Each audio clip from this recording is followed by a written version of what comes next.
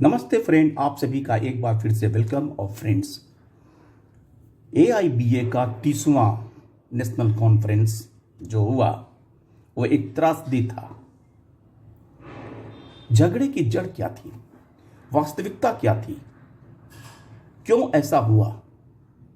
इतने बड़े ऑर्गेनाइजेशन का इतना बड़ा सम्मेलन जिसका अंत अच्छा नहीं हुआ।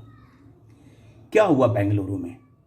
19 से 21 अप्रैल 2026 30वां सम्मेलन, चर्चा, बहस, तल्ख, टिप्पणियां, प्रतिनिधियों और पर्यवेक्षकों का हंगामा। 22 अप्रैल को डेलीगेट सेशन स्थगित, बिना चुनाव सम्मेलन अनिश्चितकाल के लिए स्थगित। ये सम्मेलन था अथवा संग्राम? विवाद की जड़ क्या है? पंजाब नेशनल बैंक यूनियन को शीर्ष पद न मिलना मुख्य कारण बताया जा रहा है। शायद कोई लीडर श्री PR मेहता हैं जिनके फेवर में ये सब बातें चल रही थी। लंबे समय से एक ही नेतृत्व काबिज, नेतृत्व परिवर्तन की मांग, प्रतिनिधित्व बनाम नेतृत्व पर बहस। यानी कि जो लोग पिछले 15-20 साल से बड़े बड़े की पोस्ट पर काबिज हैं उनको हटाने के लिए, नया लोगों को बैठाने के लिए ये सारी विवाद और जड़ था। सबसे बड़ा सवाल है कि AIBA किसका संगठन है? क्या वह कार्यरत कर्मचारियों का संगठन है या सेवानिवृत्त सज्जनों का अस्थायी मंच है? क्योंकि जो वर्किंग एम्प्लॉई हैं जिसके लिए ये ऑर्गेनाइजेशन है, अगर उनका इसमें प्रतिनिधित्व नहीं होगा, रिप्रेजेंटेशन नहीं होगा, तो नेचुरली है कि उनके हितों के बारे में कम सोचा जाएगा। लेकिन आईना दोनों तरफ। मौजूदा नेतृत्व पर आरोप, लंबे समय से पद पर काबिज हैं, ट्रांसपेरेंसी की कमी है, पेंशनर्स के लिए कोई ठोस उपलब्धि नहीं है। मैं तो कहता हूं कि एम्प्लॉइज के लिए भी कोई उपलब्धि नहीं है। वैकल्पिक नेतृत्व पर सवाल, अपने बैंक से भी विवादित, तानाशाही रवैया, एक ही बैंक की कई यूनियनें अलग। सबसे बड़ा सवाल ये फिर कि ये क्या कर्मचारियों के लिए है या रिटायरीज के लिए है? सेवानिवृत्त नेताओं का संघर्ष, मुख्य पदों के लिए संघर्षरत सभी सेवानिवृत्त नेता लोग। कार्यरत कर्मचारियों को क्यों नहीं मौका?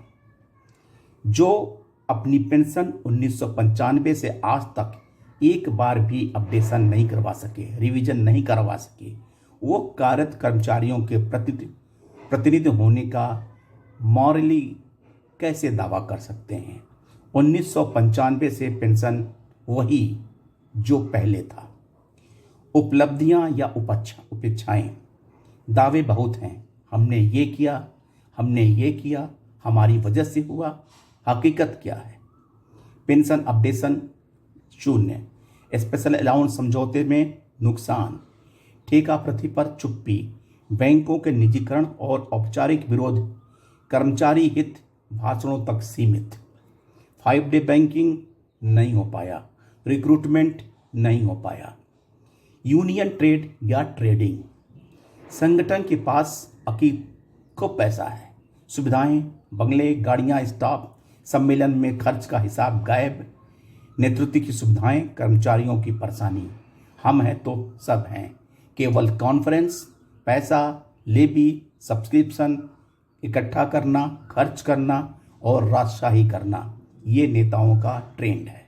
ये ट्रेड यूनियन नहीं है, ये ट्रेडिंग है। आगे का रास्ता क्या हो सकता है? शाखा से राष्ट्रीय स्तर तक गुप्त मतदान, सेक्रेट बैलेट से चुनाव हो, नेतृत्व की समय सीमा तय हो, वित्तीय पारदर्शिता और जवाबदेही, ट्रांसपेरेंसी हो, असहमति को जगह मिले, कार्यरत कर्मचारियों को मुख्य भूमिका मिले, की पोस्ट पर वर्किंग एम्प्लॉइज का होना जरूरी है। परिवर्तन होना चाहिए, एक निश्चित समय के पास नेताओं की कोई बपौती नहीं होनी चाहिए कि एक जगह रुके रहें। हालांकि ये मीटिंग साइन डाई एडजॉर्न हो गया और उसके बाद श्री CS वेंकटाचलम का एक भाषण भी आ रहा था जो इसके एडजॉर्न होने के बारे में बता रहे थे। लेकिन कुल मिला के ट्रेड यूनियन के लिए ये एक काला दिन था। थैंक यू फ्रेंड्स, नमस्ते।